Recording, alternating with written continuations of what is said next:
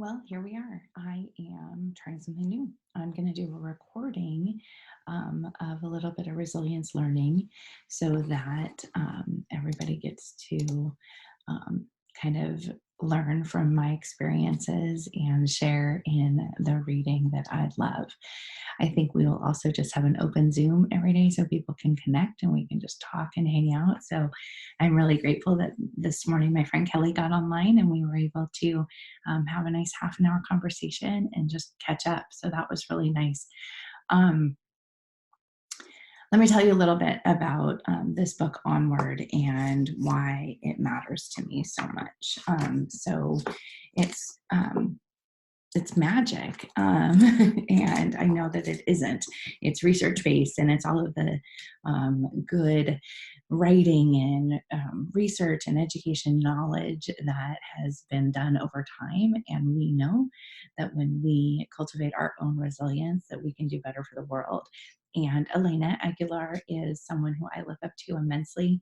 I started following her work when she had books, The Art of Coaching Teams, The Art of Coaching, and how to help educators be better at what they do.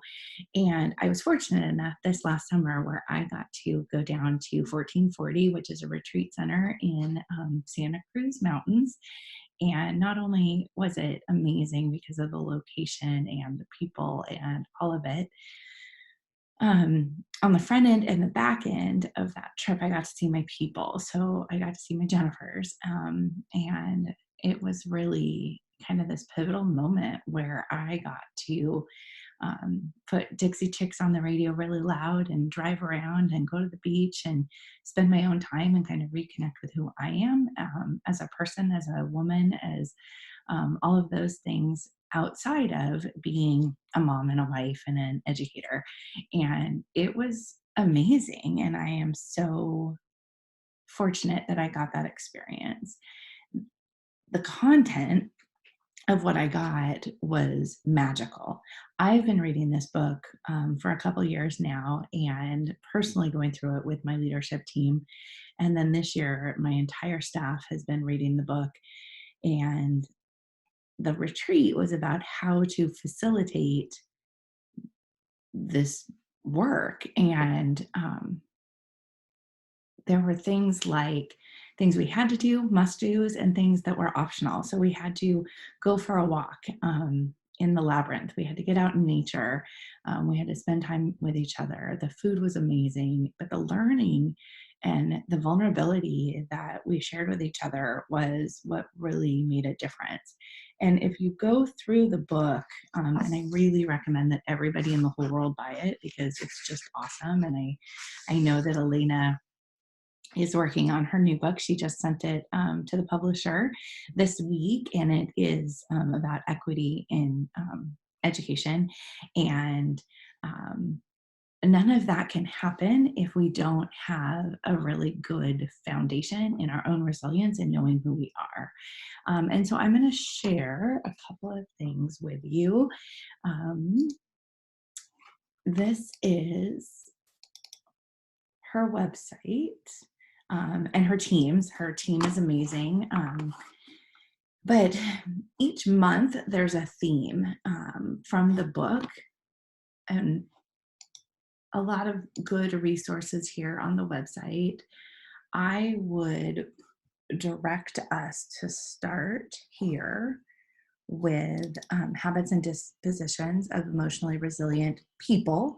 And the book is set up so you can go through it in a year and get through it. I don't think we have time for that right now with this coronavirus crisis among us. I think we got to build our resiliency pretty quick. So I'm going to try and do, sorry, there I am again, a week at a time, starting with knowing ourselves. So I will start that tomorrow because I wanted to get through the dispositions and habits today, and I don't want each video to go on for ever and ever.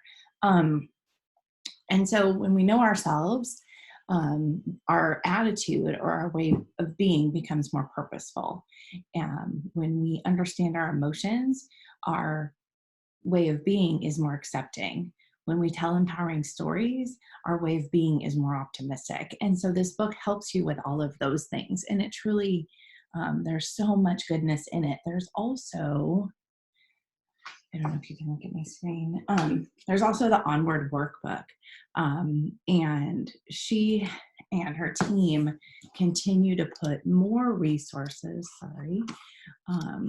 more resources from that here in each chapter. So if you go to Know Yourself, there's a lot of articles and resources for each chapter, which is really kind of special. And they keep building on that and adding to it.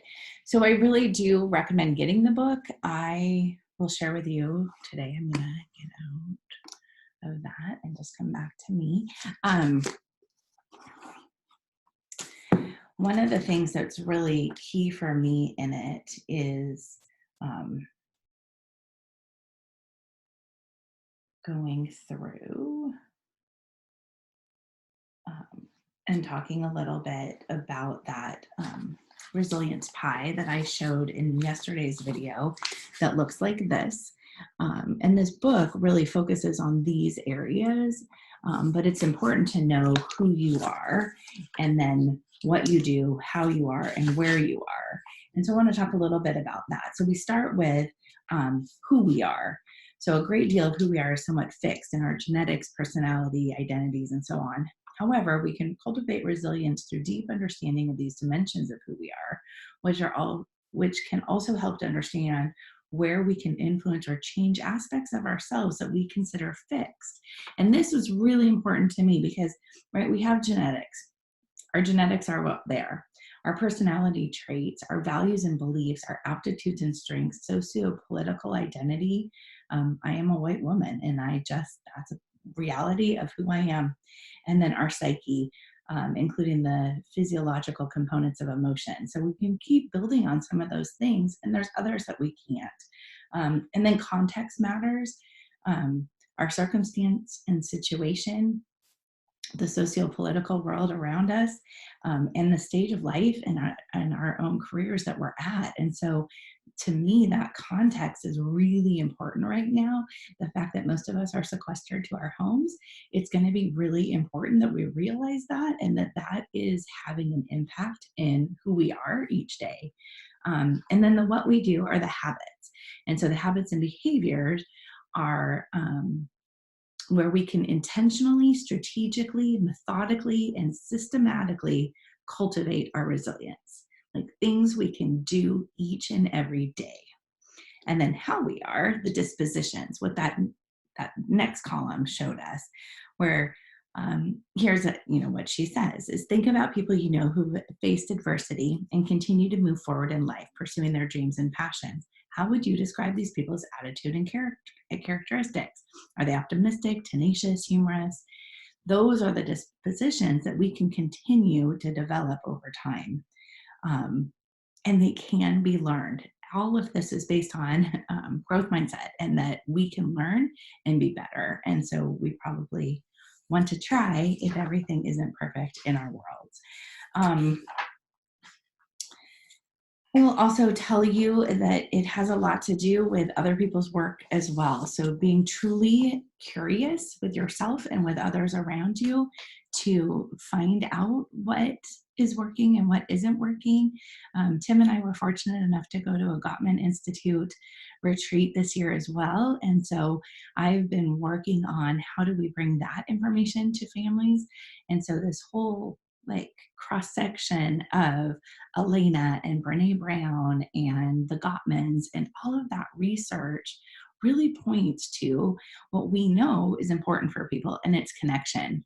And how do we take what we know and be better for ourselves, better in our relationships, better for our kids, and in turn, that all makes it better for us.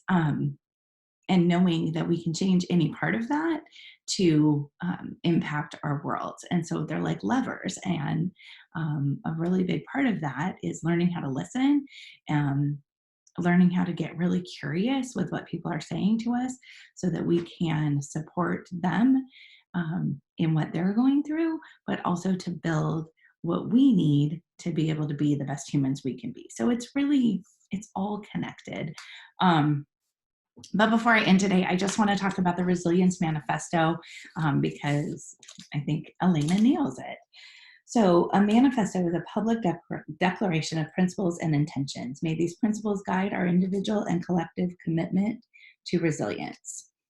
Or one, a wellspring of resilience is inside us. We are stronger than we think. 2, we were born with individual and collective resilience. Our quest is to find our way to these internal springs and nurture them. 3, we cultivate resilience so that we can thrive, not simply to prevent burnout or survive. Resilience is cultivated through daily habits and thoughts that strengthen our dispositions. 5, it is a human right to explore and express emotions. All of the emotions. You get to be a joyful person that people love, and you also get to have anger and frustration and all of those things that maybe make people scared. But all of the emotions are valid and should be honored. This one's my favorite. Number 6, to help children build their emotional intelligence and resilience, we must simultaneously tend to our own emotional intelligence and resilience. Number 7, and this I think is often hard for educators, but I think we're all educators right now, so it's important. Powerful and effective educators talk about emotions at work. You can substitute educators with any other profession. I know that that is sometimes a taboo thing. We don't talk about our emotions. We don't talk about how this is frustrating. We don't talk about how people need to slow down and take a minute. We don't talk about people not listening to us and how that makes us angry or sad. But I think we should. I think emotions will help us be better humans because that is the human condition, is that we have emotions. But I digress. Number 8, how we interpret events and tell our story matters most. In our interpretation, we exercise the freedom to choose our attitude. Number 9, we are all connected and responsible for each other. Caring for the other is caring for the self. And number 10, we cultivate our resilience and become stronger so that we can help others become stronger. We cultivate our resilience so that we have energy to heal and transform the world. That is the Resilience Manifesto, and I welcome you to it. I hope that you will follow along. I hope that you will buy the book because it's, I'm not going to be able to talk about everything in it, and there is so much wonderfulness in it that, like I said, I've been reading it for like 3 years now, and I keep getting new things out of it, and I just welcome you to the journey because this may be a long haul. I'll see you tomorrow.